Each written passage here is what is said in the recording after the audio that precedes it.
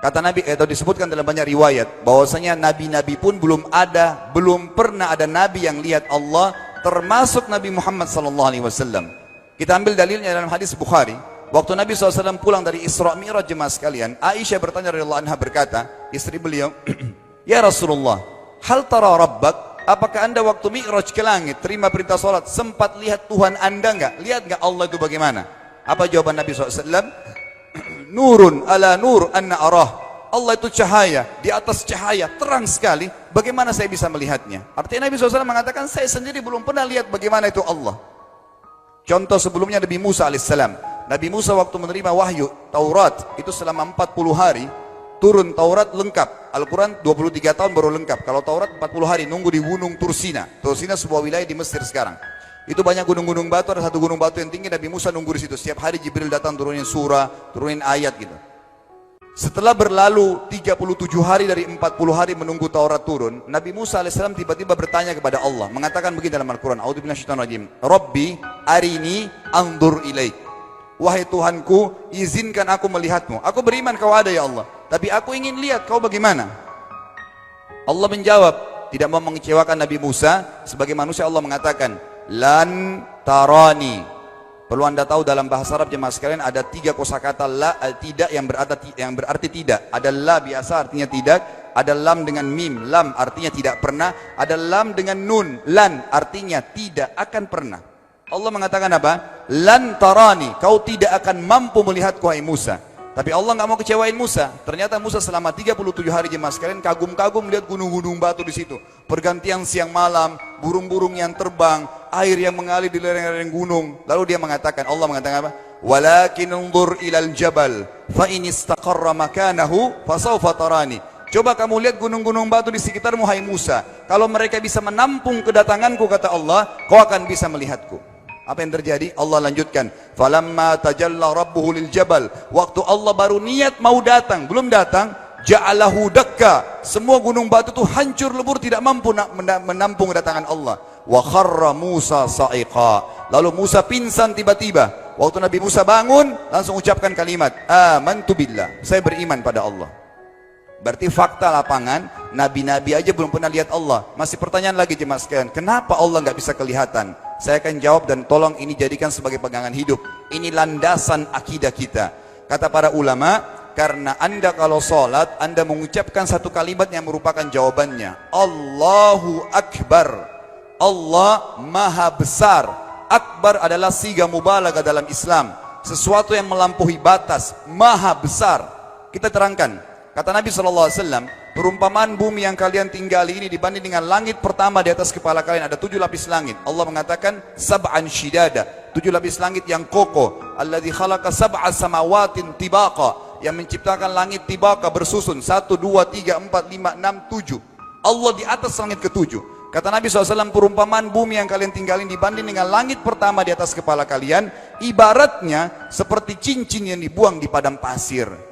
Jadi kita tidak akan pernah bisa melihat ujungnya langit karena kita sangat kecil, dan ini terbukti secara fakta. Apakah anda sudah tahu bahwasanya miliaran bintang-bintang yang ada di atas kepala anda yang jaraknya sekian miliar tahun dari bumi dan sekian miliar tahun lebih besar daripada bumi, sekian miliar kali lebih besar daripada bumi, itu semua berada di bawah langit pertama. Manusia tidak akan pernah bisa memegang langit ini dengan telapak tangannya, karena dari sini saja ke Pluto jaraknya 270 tahun. Nggak bakal bisa ada astronot dikirim kena mati di tengah jalan. 7. Jaraknya jauh sekali bintang-bintang, dan semua berada di bawah langit pertama. Kata Nabi SAW, di atasnya ada langit kedua besarnya, digabung antara bumi sama langit pertama seperti cincin dibuang di padang pasir. Langit ketiga, 2, 1 dan bumi digabung tiga-tiganya, dimana langit ketiga seperti cincin dibuang di padang pasir, sampai langit ke-7, 5, 6, 4, 3, 2, 1 dan bumi 7 digabung, dibanding langit ke-7 seperti cincin dibuang di padang pasir. Dan langit yang luas ini jemaah sekalian dipenuhi dengan makhluk Allah yang lain namanya malaikat. Dalam hadis Bukhari kata Nabi SAW, waktu saya sedang dimi'rajkan ke langit, tidak ada 4 jari pun ukuran di langit yang luas itu, kecuali saya temukan malaikat yang sedang ruku atau sujud, penuh dengan jumlah mereka. Anda tahu malaikat itu ada namanya nama kelompok, seperti Raqib Atid itu kelompok. Di bawah Raqib banyak miliaran malaikat, di bawah Atid miliaran malaikat. Sama dengan Munkar Nakir, ada memang nama kelompok. Makanya kalau manusia 5 miliar, Raqib Atidnya 10 miliar. Raqib Atidnya 10 miliar. Lalu kata Nabi SAW, di atas langit ke-7 ada Sidratil Muntaha. beras air digabung antara 7 lapis langit dan bumi. 88 hanya seperti cincin di bawah di padang pasir. Di atas Sidratil Muntaha ada sebuah lautan yang Allah ciptakan. Lautan itu besarnya digabung antara Sidratil Muntaha, 7 lapis langit dan bumi. 88, 99-nya seperti cincin dibuang di padang pasir. Makanya kalau Anda baca Quran, Anda baca ayat wa kana arsyu 'alal ma', singgasana Allah di atas air. Ini maknanya. Air adalah ada lautan. Lalu kata Nabi SAW, arsy-nya Allah di atas lautan itu singgasananya Allah. Besarnya digabung antara lautan, Sidratul Muntaha, 7 lapis langit dan bumi. 10-10-nya hanya seperti cincin dibuang di padang pasir. Anda sudah hafal ayat kursi? Apa artinya? Ayat tanda-tanda kebesaran Allah.